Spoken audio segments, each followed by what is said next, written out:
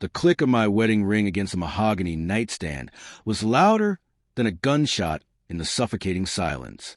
I watched it spin, a golden blur reflecting the muted lamplight before settling with a dull thud.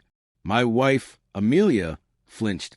It was almost imperceptible, a tremor that ran through her like a current. But I saw it. I saw everything.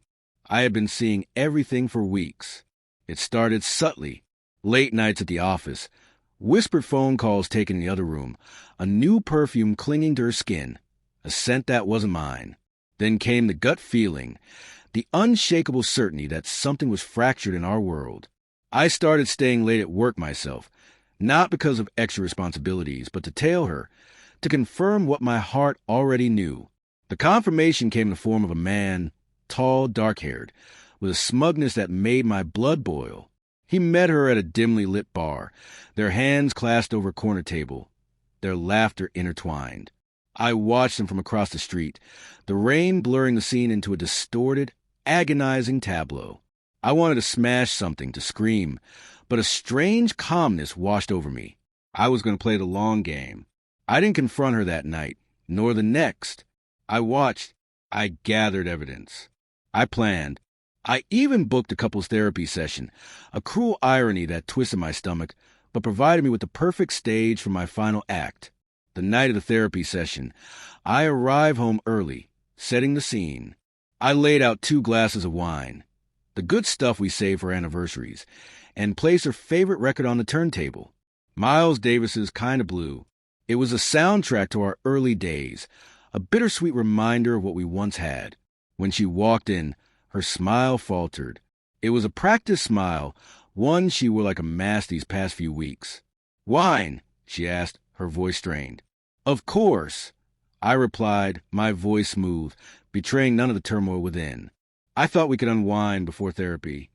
She took a sip, her hand trembling slightly. She hadn't taken off her coat, a dark trench coat that seemed to swallow her whole. "Everything okay?" she asked, her eyes darting around the room as if searching for an escape route.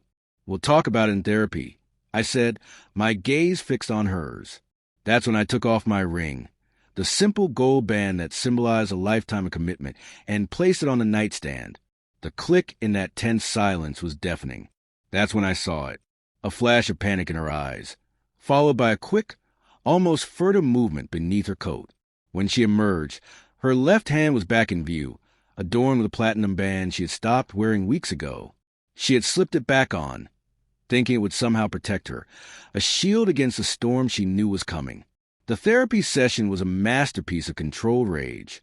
I laid it all bare, the late nights, the secret meetings, the man whose name I now knew, Riley. I produced photos, text messages, even a hotel receipt. The therapist, a young woman with wide, startled eyes, looked like she was witnessing a car crash in slow motion. Amelia denied everything at first, stammering, pleading, her carefully constructed facade crumbling around her. But the evidence was irrefutable. Her denials turned into choked sobs, then into a desperate plea for forgiveness. "It just happened," she cried, clutching my hand. "I don't know how. I love you. I swear I do." I looked at her, really looked at her, and saw a strange in the eyes of the woman I had loved for 15 years.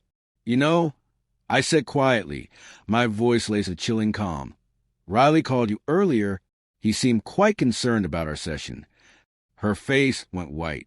She hadn't known I had gone to his apartment. She hadn't known I had confronted him, a confrontation that ended with him cowering in the corner, begging me not to hurt him. He had given me everything, names, dates, details. He had been so eager to save his own skin that he hadn't hesitated to throw her under the bus. I had arranged for a friend, a lawyer, to serve her with divorce papers right there in the therapist's office. The look on her face, a mixture of shock, betrayal, and utter devastation, was almost satisfying. But the real satisfaction came later. Amelia lost everything: her reputation, her friends, her lavish lifestyle. Riley, fearing repercussions from his own wife, cut all ties and disappeared. The affair, once a thrilling secret, became a public scandal. She had traded a lifetime of love and security for a fleeting moment of passion. And now she was paying the price. I, on the other hand, found solace in the wreckage. The pain was still there, a dull ache in my chest, but it was manageable. I started rebuilding my life, brick by brick, focusing on my work, my friends, and rediscovering the things that brought me joy. I even started dating again, cautiously, tentatively, but with a newfound sense of self-worth. One evening, months later, I was having dinner with a friend when I saw her. Amelia. She was sitting alone at a small table in the corner, her hair dull, her clothes worn. She looked broken. Our eyes met across the room, and for a moment I saw a flicker of recognition, of regret, perhaps even a glimmer of the woman I once loved. Then she looked away quickly, as if ashamed to be seen. I didn't approach her. There was nothing left to say. I simply raised my glass in a silent toast, not to victory, but to closure. The click of my new wedding ring against the glass was a quiet affirmation, a symbol of a new beginning. The past was finally behind me.